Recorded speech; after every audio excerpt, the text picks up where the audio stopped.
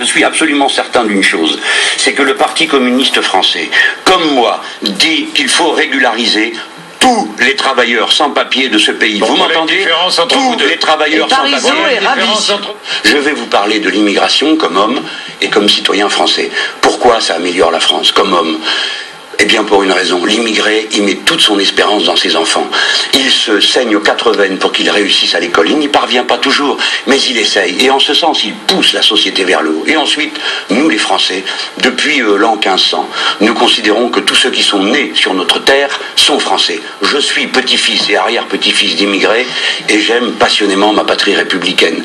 Et j'ai donc l'espérance que tous ces gens qui viennent et qui participent à notre vie deviennent français. Nous avons avec eux des enfants, des petits-enfants, des cousins, des familles. Et nous pouvons faire notre bonheur ensemble si nous ne nous battons pas pour le pain quotidien. Je crois que votre position, on va l'approfondir. Votre position sur l'immigration m'apparaît démontrer que, contrairement à ce que vous voulez faire croire, vous êtes en réalité quelqu'un totalement du système. Parce que l'immigration est utilisée, et vous le savez pertinemment, dans cette politique ultralibérale pour peser à la baisse sur les salaires des Français. Il y a des études qui ont été faites, et notamment un rapport du Conseil d'analyse économique qui date de juin 2009, qui dit que la hausse de 1% d'immigration entraîne la baisse de 1,2% des salaires. Donc en réalité, vous êtes un faux ami de ceux que vous prétendez défendre, parce que les ouvriers français sont victimes de cette immigration organisée par les patrons du CAC 40 d'ailleurs. Non mais organisée par les patrons du CAC 40 pour peser à la baisse sur leur salaire, ce qui fonctionne extrêmement bien. Sur ce point. Donc oui, je vais juste terminer, Marine Le Pen, Jean-Luc Mélenchon vous donc répond.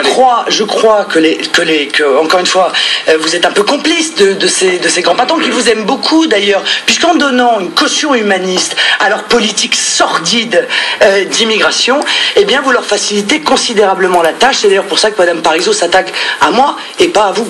Monsieur, vous me dites une contre-vérité. Je sais, ça fait des années qu'on essaye de nous expliquer que l'immigration enrichit la France, etc. Ça n'est pas vrai. La réalité, c'est que l'immigration participe de la déstabilisation massive de notre système de protection sociale. Monsieur Mélenchon, j'ai regardé, moi, et j'ai découvert, j'avoue que j'en suis encore bouleversé, que un étranger qui arrive dans notre pays légalement et qui a plus de 65 ans, s'il gagne en dessous d'un certain montant, a le droit à obtenir 750 € par mois. Alors même que nous avons des millions... Oui, monsieur. Tout simplement, le cadre tranquille. Il arrive, il est en situation régulière, il a plus de 65 ans, il a le droit au minimum de 750 € par mois. Non, mais c'est un problème majeur, monsieur Mélenchon, parce qu'il y a des millions, il y a des millions, non, je termine, il y a des millions de retraités dans notre pays qui vivent avec 200, 300 € par mois, 500 € par mois. Moi, je vous dis, monsieur Mélenchon, les retraites, bien d'accord. Mais d'accord, monsieur Mélenchon, mais vous ne pourrez pas nous faire croire que sans frontières, qu'en internationalisant la protection sociale, on pourra la sauver. Si on continue à prendre en charge la misère du monde entier, monsieur Mélenchon, notre système de protection sociale va disparaître. Alors moi j'ai une question toute simple à vous poser. Comment ce choix, cet abandon de l'euro, peut créer de la richesse en France et donc des emplois ?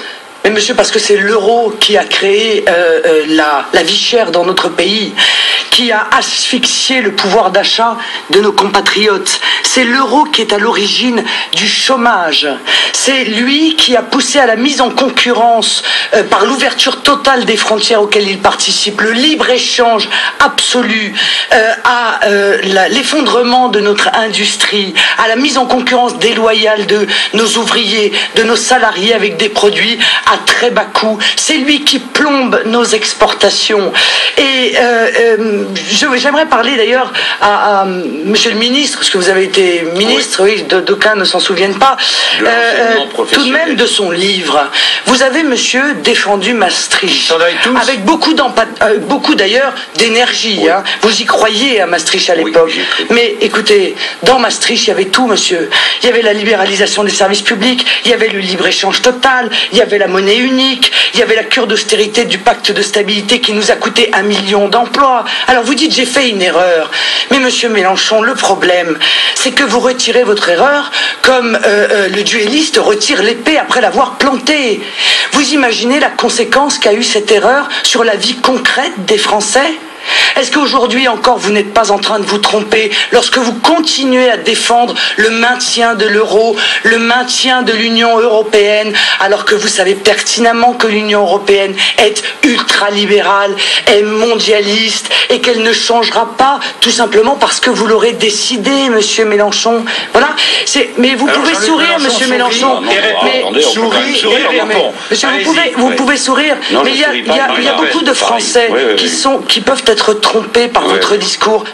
J'appelle tous les Français à aller regarder sur le site du Front National la manière dont le Front National, s'appuyant sur les travaux d'économistes extrêmement sérieux, prévoit effectivement le recours à un Front National. Moi, monsieur Mélenchon, bien sûr, j'ai lu Maurice Allais, puisque la plupart des travaux du Front National sont fondés sur ces travaux.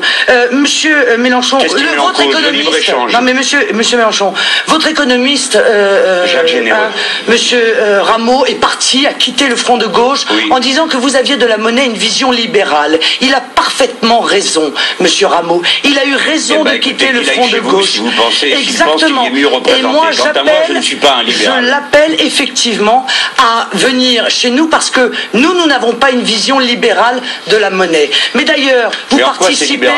Mais vous participez, monsieur. Quand vous dites, attendez, madame, on va s'accorder tout de suite. Vous êtes pour supprimer le statut indépendant de la Banque Centrale Européenne parce que dans votre plan, il est prévu que la Banque de France va être une banque indépendante. Je suis pour. C'est ça la vision libérale de la monnaie, madame. Non, monsieur. Mais si je voudrais, nous nous éloignons de la question que je posais. Elle dit que ma vision de la monnaie est libérale, je lui fais la démonstration que c'est elle, avec le statut indépendant de la banque, qui a une vision libérale de la monnaie. Mais monsieur Bourdin, cette Banque de France, elle appartient aux Français.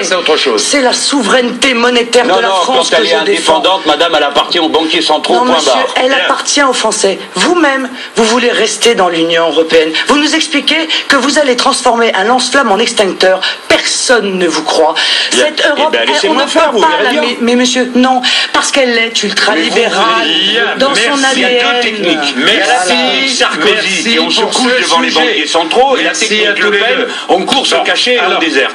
Non, pas moi. Moi, je suis à la tête d'un grand pays. Bon, j'ai vu l'enquête CSA. J'ai lu l'enquête CSA que nous avons publiée ce matin, qui est très intéressante, qui nous dit que Marine Le Pen est soutenue par les ouvriers et Jean-Luc Mélenchon par les artisans et commerçants. Front inversé ou pas? Alors, est-ce que ça vous surprend? Moi, ça ne me surprend absolument pas. Les ouvriers ont parfaitement compris que M. Mélenchon, en réalité, était un rabatteur de voix pour Mme Aubry ou pour M. Strauss-Kahn. Il l'a admis, d'ailleurs. Il a dit, et c'est ça que je vous reproche, M. Mélenchon, c'est que vous avez indiqué... Non, il y a beaucoup d'autres choses. Mais en réalité, c'est une véritable tromperie, ce que vous allez faire. Vous allez faire croire à des gens que vous les défendez, puis vous allez apporter vos voix à Mme Aubry, et même à M. Strauss-Kahn. Comment pouvez-vous nous faire croire, monsieur, que vous luttez contre la mondialisation et ses effets de saccage social, que vous luttez contre l'ultralibéralisme, quand en 2009, vous avez même proposé à M. Cohn-Bendit de faire alliance avec lui. Mais M. Cohn-Bendit, c'est celui qui, depuis 40 ans, a participé à la destruction de toutes les barrières de gauche à la mondialisation. Et vous venez m'expliquer aujourd'hui que vous êtes hors du système. C'est assez drôle, j'avoue. Non, mais j'avoue que c'est assez drôle. Sont pas mal. Parce que les c'est difficile de trouver plus européiste, il faut bien le dire, que M. Cohn-Bendit. Honnêtement, c'est difficile. Les ouvriers voteraient Front National, les artisans et commerçants Front de gauche. Non, Bourdin, vous... Bourdin, les artisans et commerçants, malheureusement pour moi, ne votent pas en masse pour le Front de gauche, j'espère bien qu'ils seront plus nombreux. Quant aux ouvriers, M. Bourdin... Vos idées intéressantes. Oui, tant mieux. Quant aux ouvriers, il y a 6% d'ouvriers qui votent pour Mme Le Pen. Mais quand bien même y en aurait-il plus, qu'est-ce que ça... Il y en a beaucoup qui trouvent les idées de Marine Le Pen intéressantes. Très bien, vous êtes là pour le rappeler. Donc, il y en a même qui votent beaucoup, M. Bourdin, pour le Front National. À partir du moment où on est internationaliste, où on est pour l'effacement des frontières, et par définition... vous ne comprenez rien à l'internationalisme. Mais par définition, monsieur, vous avez participé à tout ça. Mais d'ailleurs, pendant que vous étiez ministre, ministre, il y a quand même des grandes décisions économiques et politiques qui ont été prises. Je ne vous ai pas entendu vous élever contre cela. Vous élevez contre l'ouverture du capital de Thomson Multimédia. Vous élevez contre la... Oh, protester en restant ministre quand même. Hein. J'étais socialiste, madame. Oh, bah oui, on reste quand même ministre. Hein. La privatisation des autoroutes du Sud, vous n'avez rien dit, vous êtes resté. La privatisation d'aérospatiale, vous êtes resté.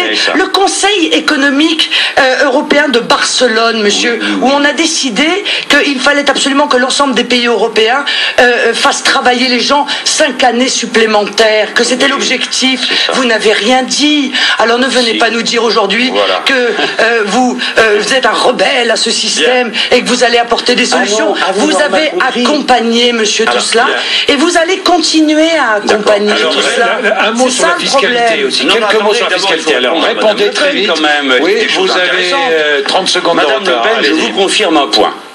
Contre vous, on fera tous bloc à gauche. Il n'y a pas l'ombre. Il y a toujours des bonnes excuses pour aller au soutien de la gauche. Absolument. L'UMP et le PS participent des mêmes grands choix économiques. Je suis pas PS, moi, j'ai quitté le PS. Vous l'avez quitté, mais vous allez appeler à voter pour lui au second tour. Madame, je vous ai dit, pour oui vous taper dessus, on sera tous d'accord. Oui ou non, madame, monsieur. La gauche, depuis 200 ans, se regroupe. Oui, ben voilà, très bien. Vous allez donc appeler à voter à gauche au second tour. Merci. La découverte, elle découvre que je suis un homme de gauche. Alors, comme Madame Le Pen soyons concrets, parce que les Français... Alors attendez, parlons de la fiscalité. Pour monsieur Strauss-Kahn.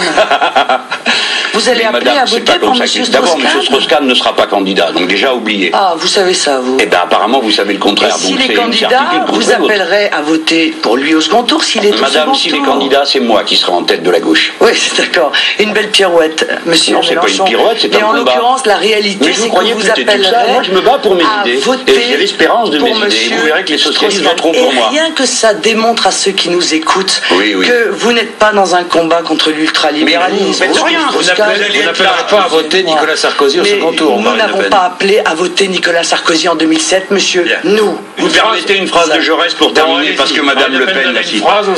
Jean Jaurès conclut, il dit, à propos des étrangers, à protéger. La vraie solution, nous l'avons formulée. Il faut protéger les ouvriers étrangers contre l'arbitraire administratif et policier pour qu'ils puissent s'organiser avec leurs camarades de France et lutter solidairement avec eux sans crainte d'expulsion. Allez lire, madame, l'histoire socialiste de la Révolution française par Jaurès. Moi, ce que je vois, c'est les résultats du socialisme et le malheur qu'il a entraîné pour notre peuple. Merci. Voilà, c'est ça que je vois. C'est fini.